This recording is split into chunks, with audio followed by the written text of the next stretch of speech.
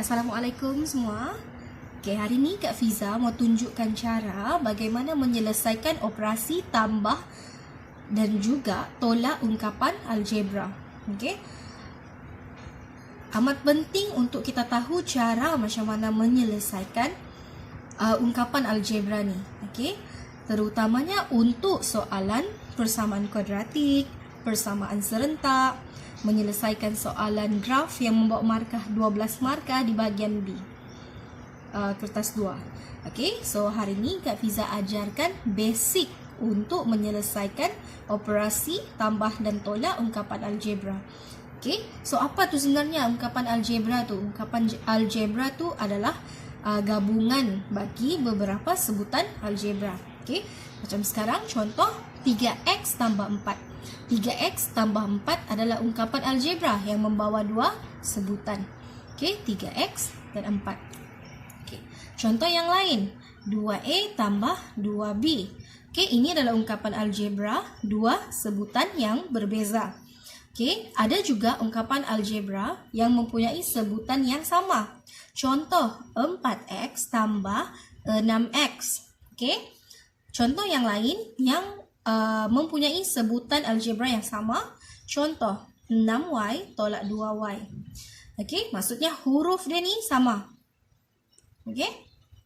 Okay. Bila sebutan algebra tu mempunyai sebutan yang sama, okay, ataupun huruf yang sama, kita boleh terus tambah ataupun tolak menggunakan kalkulator. Contoh 6y tolak y, 4y tambah y, kita boleh terus tambah. Tetapi jika dia mempunyai sebutan yang berbeza ataupun huruf yang berbeza, kita tidak boleh selesaikan dia. Kita tidak boleh terus tambah ataupun tolakkan. Contoh 3a tambah 4b. Ni tidak boleh terus tekan di kalkulator. 3 tambah 4, 7. Tidak boleh. Tetapi kalau untuk sebutan yang sama, boleh. Contoh, kita pergi tambah 6y tambah 4y. Sebutan yang sama, kita boleh just terus tambah, tekan di kalkulator. 6 tambah 4. So, 10y.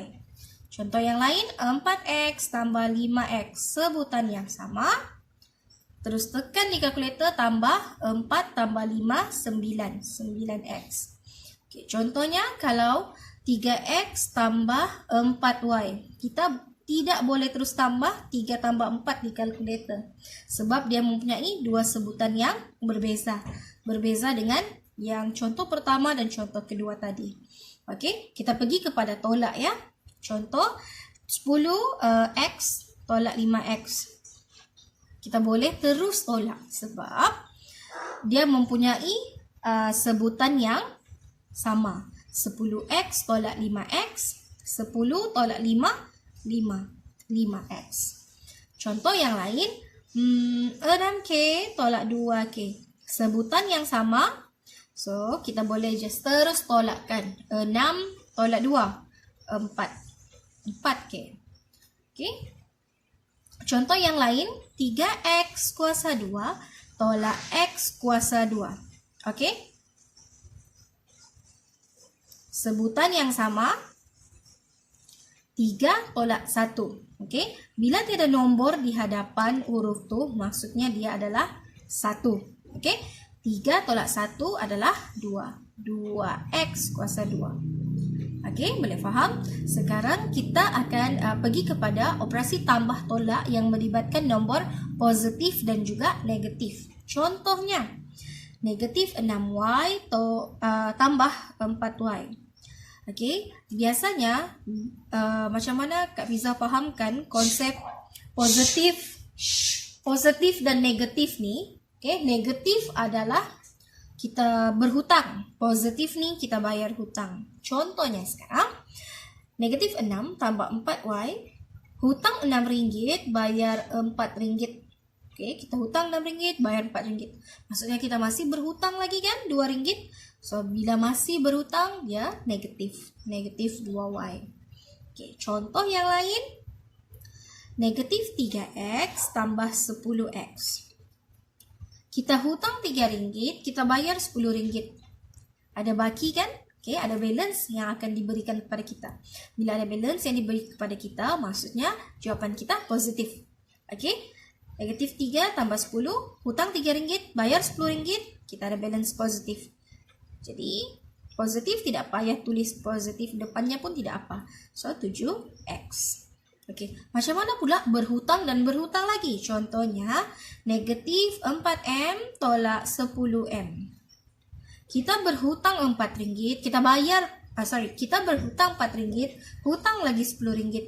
Okay, so hutang kita sudah bertambah. So hutang jadi 14. So hutang negatif kan? So negatif 14M. Okay, so semua boleh faham kan? Sekarang operasi tambah, tolak, ungkapan algebra dan juga operasi yang melibatkan positif dan negatif. Okay, so harap adik-adik boleh faham. So setakat itu saja hari ini. Okay, terima kasih banyak. Jangan lupa subscribe, like dan share video Kak Fiza. Okay, terima kasih.